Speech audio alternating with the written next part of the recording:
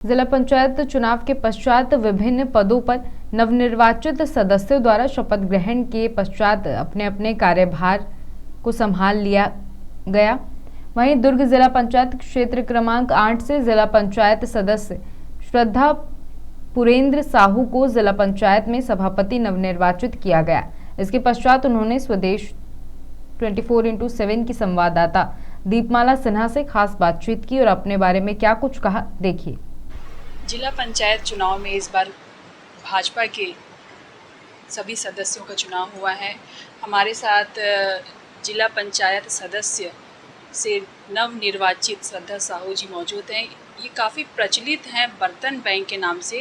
इन्हें पूर्व में भी लोग इनके कार्यों की वजह से बर्तन बैंक दीदी के नाम से जानते हैं। आज हमारे साथ मौजूद है, आइए इनसे कुछ खास बातचीत करते हैं और जानते हैं कि इनका बर्तन बैंक से लेकर राजनीतिक सफ़र कैसे शुरू हुआ। एक महिला होने के नाते महिलाओं के लिए क्या कहना चाहेंगी, किस तरह से उन्हें जागरूक करना चाहेंगी और उनके लिए किस किस क्षेत्र में कार्य करेंगे। सबसे पहले तो आपका हमारे चैनल में स्वागत है। दीदी, मैं सबसे पहले जानना चाहूँगी कि जैसे आपको बर्तन बैंक दीदी के नाम से जाना जाता है, आपको golden book of world record से भी सम्मानित किया गया है, काफ़ी सम्मान मिला है, काफ़ी लोग आपको ग्रामीण क्षेत्र में जाते हैं बर्तन बैंक दीदी के नाम से। तो ये जो आप शुरुआत की इस बैंक की, ये आपको ये विचार कहाँ से आया और कब से आपने ये शुरुआत की? जी, शुरुआत तो लगभग अब 10 वर्ष पूर्ण हो चुके हैं और कचरा देख के ही मन जो विचलित हुआ ना, तो वहीं से फिर मैंने अपने बचपन को सोचा और वाकई में जो होता था पहले ऐसा नहीं होता था कि 10 लोग आए और हम कचरा करके बाहर फेंक दिए, तो क्या होता था। ये सारी चीज़ों का मैंने चिंतन मनन करके फिर मेरे पापा जी एक बहुत पुराने ख़यालात और शिक्षित भी हैं, एडवोकेट भी हैं, समाज सेवा से रहे हैं, राजनीति से रहे हैं, तो उनका जो मार्गदर्शन था वो बड़ा मुझे लाभ पहुंचाया और मैं उनसे डिस्कस की, फिर अपने हस्बैंड से डिस्कस की और फिर सब ने कहा कि हाँ तुम ठीक सोच रही हो। तो फिर मैं अपने कॉलोनी के लिए ही समझ के चालू की थी और आज ये एक बड़ा मुहिम बना। और आज भी मैं लोगों को यही, महिलाओं को कोई पूछते हैं कि दीदी हम भी कुछ करना चाहते हैं और ये बर्तन बैंक हम कैसे संचालित करें, तो मैं उनको यही सजेस्ट करती हूँ कि आप सिर्फ अपने वार्ड को, अपने मोहल्ले को करके दिखाइए पहले, फिर आपको दूर नहीं लगेगा जब लोग आपको बुला के लेके जाएंगे, सम्मान के लिए हो, चाहे आपको सेवा के लिए बुलाएंगे, तो ये दूर नहीं है और आपको और किसी चीज़ के लिए आपकी सेवा को देख के आपको मोटिवेट करेंगे कि आप ये भी कर सकते हो। तो पहले आप अपने वार्ड में काम कीजिए, यही मेरा एक उनको सजेशन रहता है। आज भी वार्ड पंच जितनी हमारी बहनें बनी हुई हैं, सभी ने एक सुर में कहा है कि हम बर्तन बैंक की स्टार्ट अपने वार्ड से करेंगे और चुनाव में इतना खर्च किए हैं दीदी, तो कुछ अंश हम बर्तन बैंक के लिए लगा के अपने वार्ड को स्वच्छ रखेंगे। नाली हमारा जाम है, सिर्फ इसी के कारण डिस्पोजल और पत्तल गाय खा रही है। तो सिर्फ 20 जैसे वार्ड हैं हमारे गांव में, किसी भी गांव में, तो मैं वो 20 वार्ड के पंच को एकत्रित करके ये सभा ली हूँ, प्लास्टिक मुक्त अभियान को कैसे चलाएं, बर्तन बैंक कैसे संचालित करें। और दूसरा विकल्प हमने उनको दिया है कि दोना पत्तल का प्रशिक्षण देंगे, उससे प्रकृति भी साफ सुथरी पर्यावरण रहेगी और सिलाई का प्रशिक्षण प्रमुखता से उनको दिया जाएगा।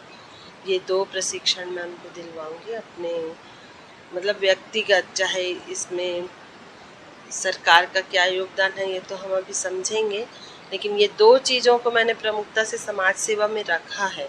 तो अभी भी मैं बस अब बहुत ही जल्द ये काम चालू कर दूँगी। बर्तन बैंक से लेकर राजनीति का सफ़र कैसे रहा? मतलब बर्तन बैंक से आपने शुरुआत की, उसके बाद अभी पूर्व में भी आप चुनाव लड़ी थी, अभी भी चुनाव नवनिर्वाचित हो गए, जिला पंचायत सदस्य बनी है, तो ये राजनीति में आना कैसे हुआ? राजनीति लोगों को ढूंढती है, जो अच्छा काम करते हैं उनको ढूंढती है। ना ही जो लोग राजनीति को ढूंढते जाएंगे तो शायद वो पीछे रह जाएं, लेकिन अगर वो काम करते हैं, समाज सेवा करते हैं, ग्राउंड में जाके काम करते हैं, तो निश्चित ही राजनीति उनको ढूंढती है। तो मैं आभार करती हूँ भारतीय जनता पार्टी की कि उन्होंने मुझे ढूंढा। अच्छा दीदी, एक चीज़, अब आप जिला पंचायत सदस्य बन गई हैं, सभापति भी बन गई हैं, अपने विभाग को लेकर किस तरह से कार्य करेंगी और ग्रामीण क्षेत्रों में आप अपने जो बर्तन बैंक जो शुरुआत की है उसे और किस तरह से आगे बढ़ाएंगे? जी, गांव पूर्णतः स्वच्छ हो, कचरा मुक्त हो, उसके लिए हर गांव में बर्तन बैंक की स्थापना होगी और एक भी घर ऐसा नहीं बचने वाला है कि उनके घर डिस्पोजल जाएगा खरीद कर। ऐसा हम अपने गांव को बनाएंगे, एक एक घर को करेंगे, एक एक वार्ड को पकड़ेंगे और उसकी प्लानिंग हो चुकी है। एक बार बैठक भी हो गई पंचों के साथ, तो अपने अपने वार्ड पंच को सरपंच जो है गाइड करेंगे और अगर उनके वार्ड में डिस्पोजल यूज़ होता है, कचरा यूज़ होता है प्लास्टिक का, तो उनकी जवाबदेही होगी कि आपने अपने वार्ड के लोगों को क्यों सजेस्ट नहीं किया कि आपके पास बर्तन बैंक है, आप ये यूज़ कीजिए, इससे हमारे पशुधन की रक्षा होगी, हमारे गांव के खेत खलियान कचरा मुक्त होंगे। नाली को बार बार साफ़ कराते हैं, बार बार उड़ के कचरा फिर वहीं आ जाता है, तो उससे निजात मिलेगा।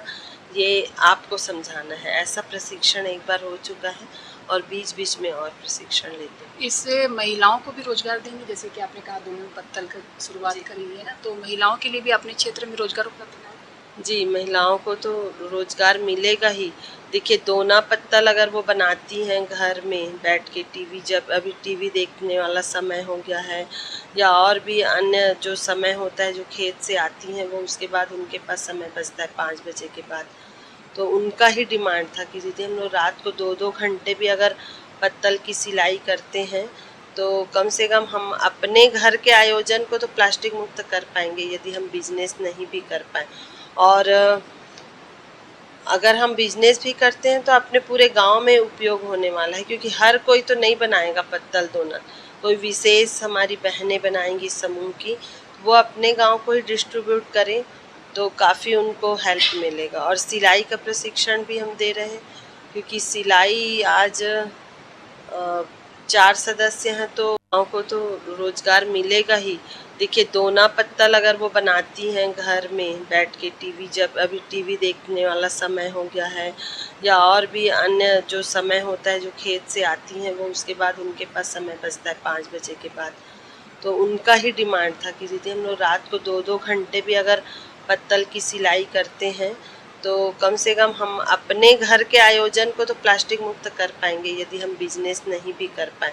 और अगर हम बिजनेस भी करते हैं तो अपने पूरे गांव में उपयोग होने वाला है, क्योंकि हर कोई तो नहीं बनाएगा पत्तल दोना, कोई विशेष हमारी बहनें बनाएंगी समूह की, वो अपने गांव को ही डिस्ट्रीब्यूट करें तो काफ़ी उनको हेल्प मिलेगा। और सिलाई का प्रशिक्षण भी हम दे रहे हैं, क्योंकि सिलाई आज 4 सदस्य हैं तो उनका आजकल लोगों का क्रेज है, कपड़े का बड़ा शौकीन हो गए हैं लोग, तो अपने घर की ही महिलाएं अपना ही फाल पिको कर ले, सूट सिल ले, ब्लाउज सिल ले, बच्चों का फ्रॉक सिल ले, तो काफ़ी बचत हो जाती है उससे।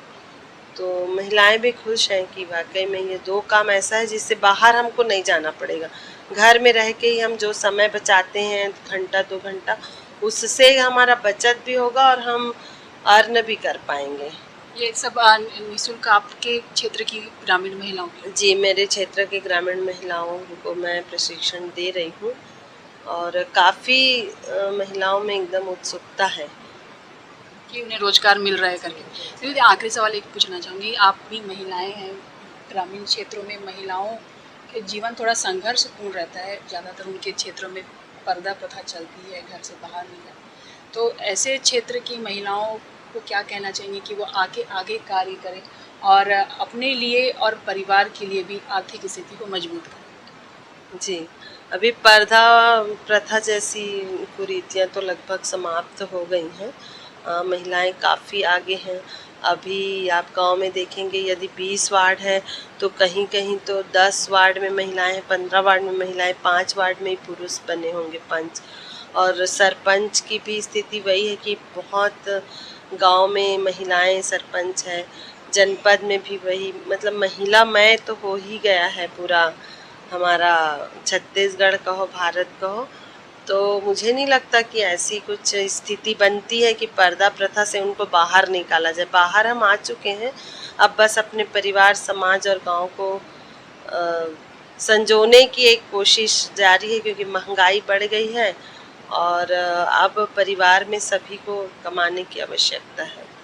आप कह रहे हैं जैसे मोदी जी की महिलाओं को रोजगार देना और महिलाओं को ज़्यादा विकास, तो आपका भी फोकस उसी तरफ रहेगा। और आप कह रही हैं कि पर्दा प्रथा ख़त्म हो गई है, तो अब महिलाएं भी हर क्षेत्र में आगे आ रही हैं।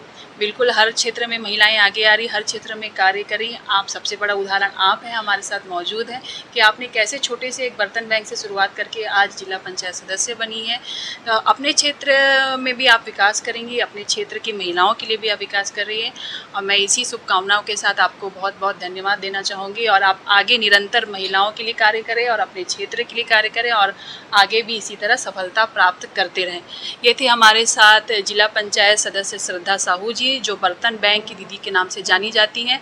साथ ही इन्होंने अभी जिला पंचायत में सभापति भी निर्वाचित हुई हैं और पूरे उत्साह के साथ ये कार्य करने को तैयार हैं और आगे भी निरंतर ये अपने जिस कार्य क्षेत्र में लोगों के लिए विकास कार्य करते रहेंगी। स्वदेश 24/7 के लिए दुर्ग से मैं दीपमाला सिन्हा।